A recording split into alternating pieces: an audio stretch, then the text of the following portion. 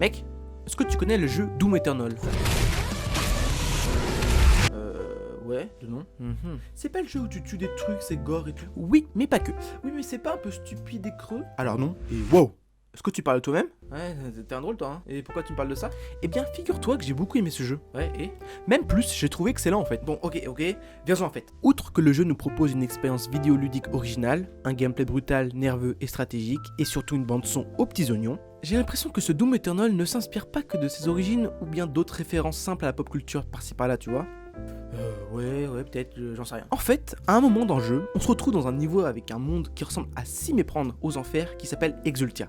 Dans ce niveau, il y a des méga structures, des lacs de lave en fusion, des démons géants, des cadavres partout, une atmosphère sombre et morbide. Enfin bref, des paysages qui respirent pas vraiment la joie et la bonne humeur. Passionnant, et? Et bah, j'y ai trouvé peut-être une référence implicite qui a peut-être aucun lien avec le jeu, mais j'ai envie quand même d'en parler.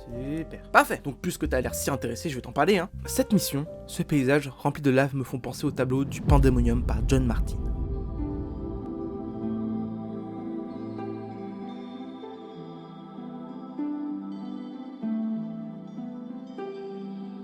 Le tableau fait partie d'une série de 48 gravures entre 1823 et 1827 qui illustrent un épisode du Paradis perdu du poète anglais John Milton, né en 1608 et mort en 1674. Il représente tout simplement le palais des démons et son créateur juste devant, le diable.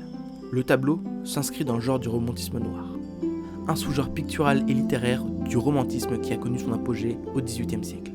Les atmosphères macabres et angoissantes, marquées par la présence de fantômes, de vampires, de créatures surnaturelles de l'autre monde. Je ne sais pas ce qui me pousse à regarder longuement cette peinture au caractère si sombre et mélancolique. Pourtant, sa dimension gargantuesque et son atmosphère suffocante me provoquent presque des sensations de vertige. En arrière-plan, nous voyons le palais des enfers éclairé par les immenses lacs de roches en fusion.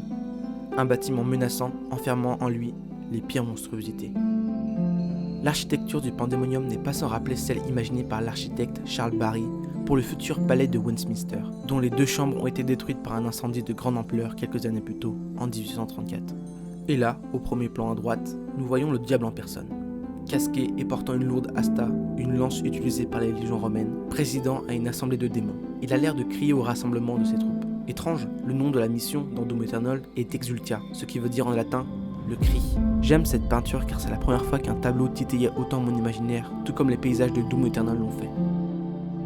Et c'est cool, hein, mais tu me dis juste tout ça pour ça? Oui. Est-ce que tu sais pas comment terminer ta vidéo? Oui.